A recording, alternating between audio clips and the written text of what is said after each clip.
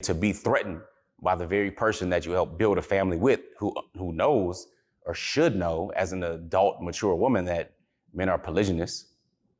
And especially if you're Muslim, you already know.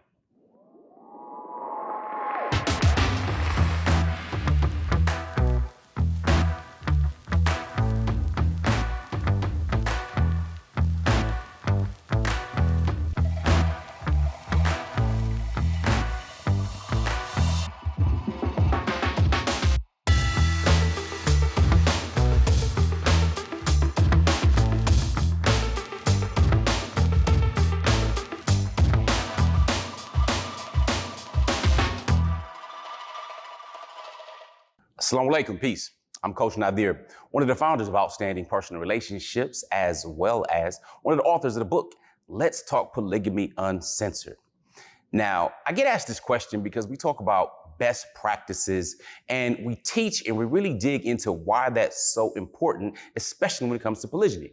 Well, one of the questions I recently received from one of my clients is, you know what, should I tell my wife before or after I get married? Okay, so let her know before that he intends to get married or let her know after.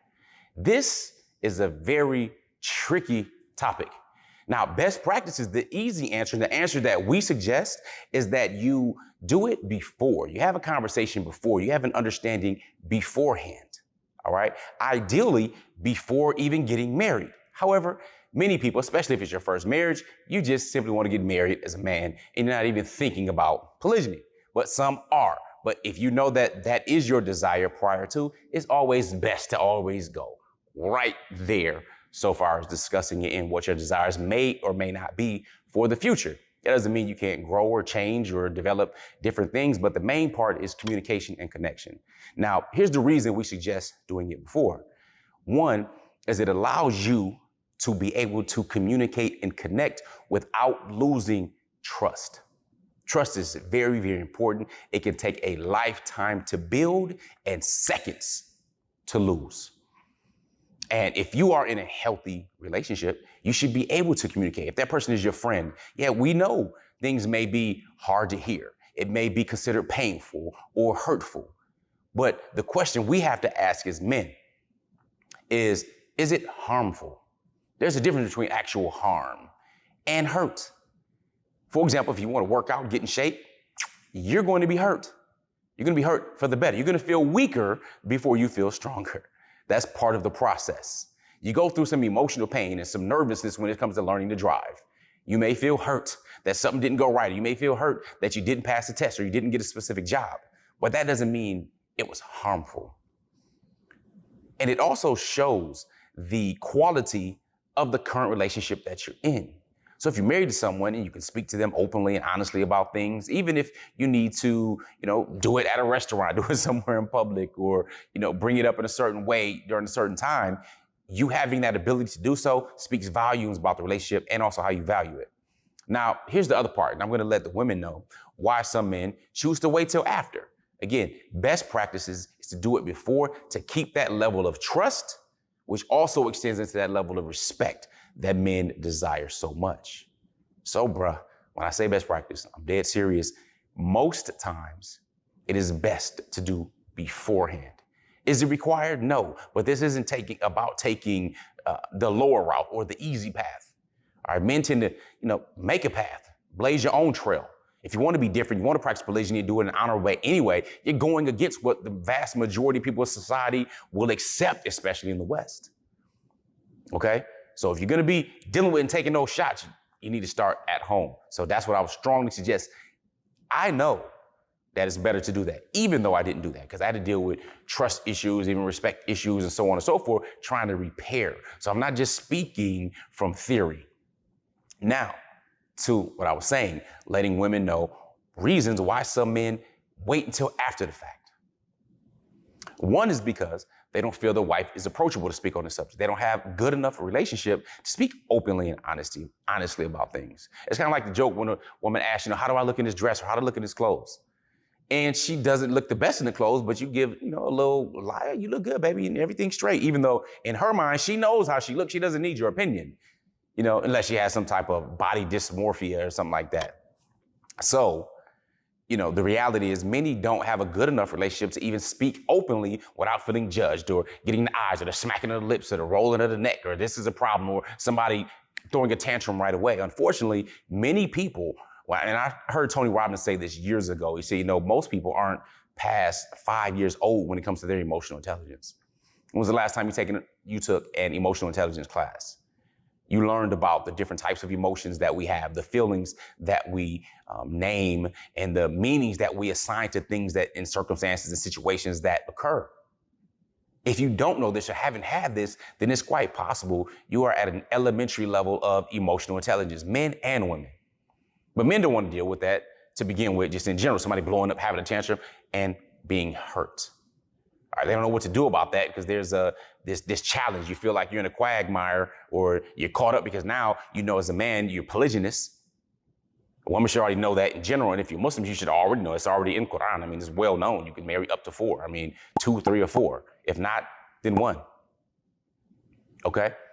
So 1 is that a man doesn't feel he has the communication skills to convey it to you without getting an explosive negative reaction. Polygamy wives, reporting for duty, husband, sir. Formation. I am Coach Nazir. I am Coach Fatimah, his wife. And I am Coach Nyla. I am also his wife. We are the founders of Outstanding Personal Relationships and Polygamy Bootcamp. And if you think that's how polygamy actually works, you are sadly mistaken. But you were laughing, right? I know you're laughing. That's funny. Anyway, we're also the authors of Let's Talk Polygamy Uncensored. And we want to let you know something because when it comes to practicing polygamy, there's this whole fantasy on how that is, at least on the men's side. Like, I'll do this, they're going to be step, lock, and step. Not at all. Not at all. The challenge is when we embarked on our polygynous journey before us raising, 12 children and traveling the world and everything else, it looked a whole lot messier and it was a whole lot more challenging. All right. So what we've done is we put a special gift together for you at polygamybootcamp.com to kind of let you know what the pillars are to really practicing it at a high level, especially if you're new. Or if you just have the idea, or maybe you want to just kind of figure a few things out. Right. Yeah. Many initial wives believe that they're being replaced or that their husband doesn't love them anymore, and they don't really know how to deal with that or their emotions. And many subsequent wives, incoming wives, if you will, or second wives, have the feeling of where do they belong or that they are not good enough and they have to do extra in order to get the acceptance and the attention and the affection of their husband. And we dispel all of that. polygamybootcamp.com. Go there, get your free gift. You will thank us later, especially if you're looking at practicing polygyny in a healthy fashion. Make sure you click the link below. Go ahead and get your free gift, and we look forward to sharing more fun stuff with you. So shape up or ship out. Click the button below. Assalamu alaikum. Peace. Explosive negative reaction. So that means he doesn't feel you're approachable, nor does he feel in his ability. Those are really kind of 2 reasons. He doesn't feel his ability to be able to say it in a way that's not going to have this negative reaction. 2, now here's the thing. If number 1 is the problem, you don't have to wait for him to initiate the discussion or conversation. All right. The second reason is a more challenging reason. Not only do they know that it may be an explosive response, but they don't want to hurt their wife's feelings. They know they may be hurt. We're not imbeciles. So some just say, you know what, if she's going to be hurt either way, before or after, I'll just rather deal with it after marrying. Since it's going to be that anyway, I don't want to have her crying and hurt and this and that and blah, blah, blah. And I know I'm going to do this anyway. I'm qualified to do it. I can do it. I'm not doing it to hurt her or make her feel bad. So I might as well just do it and then deal with the fallout later.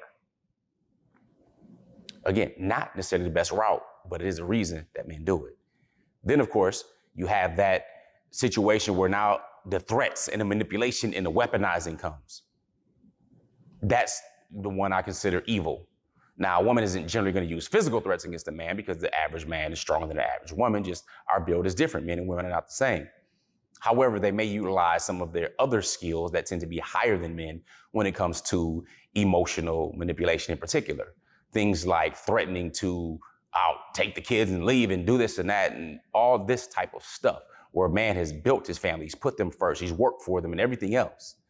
And then to be threatened by the very person that you helped build a family with, who knows or should know as an adult, mature woman that men are polygynous. And especially if you're Muslim, you already know. Again, these are some reasons men do it and then notify later. You may ask on the third one, well, how does that help? Well, listen, the man is saying, look, she doesn't, she's gonna threaten to take the kids and stuff like that. She really doesn't understand. So I'm gonna go ahead and get married. Then if she wants to threaten to do that, she's either gonna have to do it or I'm gonna call her bluff. Sadly, to be in that type of situation with someone that you love, that you worked with, that you married and so on, to come to that position is not only not the best, it's very tricky and dangerous. These are people's lives we're dealing with. And you may be thinking, well, if it's gonna cause her all that, why do it? Whose emotions are more important? Whose feelings are more important? Is the structure of the family more important? Does a man get dismissed and diminished simply because he has emotions and feelings and desires? Or is it because the person who screams the loudest and throws temper tantrums and stuff like that are her feelings and emotions and desires more important? You tell me. So that's a form of emotional manipulation. Yeah, a person could also just simply divorce and go ahead and continue on with life. That's an option as well. But this isn't that video. This video is specifically sharing with women reasons why men marry first and let their wives know later that they married. Now, that's not what we suggest at Outstanding Personal Relationships. We encourage having the conversation before, which means you have to be in a good space and position and be approachable and be able to listen and shut your mouth, use your ears in direct proportion to your mouth. All right, listen twice as much as you speak. Control your emotions, be self-aware, and be able to articulate in a loving manner and understanding, even if you're hurting or experiencing pain, that doesn't mean that it equates harm. All right? That's my advice to sisters. Same advice I will give to my daughters. To the brothers, this is not abusing your power, your authority, just coming in, oh, I'm a man, so this is what I'm gonna say, and this is what I'm gonna do, you're gonna deal with it. Nah, man. That's not how you're supposed to operate. Not a man of value. Not a man who wants to build a family and show love, care, and concern to his fam. So again, it's best to do it beforehand, but there are reasons to do it after the fact. Now, with that being said, questions, comments, concerns. What I'd like you to do is let me know you support us by watching the entire video, by sharing it, subscribing, hitting the notification bell, and placing in the comments to let me know that you checked the entire video out before or after. So comment before or after in the comments and let us know what you suggest. And I'm dead serious because some women say, listen, I just want to know, okay, there's an nikah, I don't want no date, nothing else. Just let me know after it's done. Then you have some say, I'm going to talk about it before. Then you have someone that say, you know what, just let me know after the fact and I'll adjust and I'll do what I have to do to cope and self-soothe. So there's no, monolith. There's no one type of woman because you have some that actually prefer that. All right. There's no 1, 2, 3. No, there may be a majority, but there's absolutely no consensus with which they can say this time is best, doing it before, during, or after, and so on and so forth. But put in the comments before or after. And if you have any questions or things you would like us to address, feel free to write that in the comments and let us know. With that being said, I'm Coach Nazir, coach that helps people get their shift together. And remember, a wish changes nothing, but a decision changes everything. So be outstanding. Assalamu alaikum. Peace.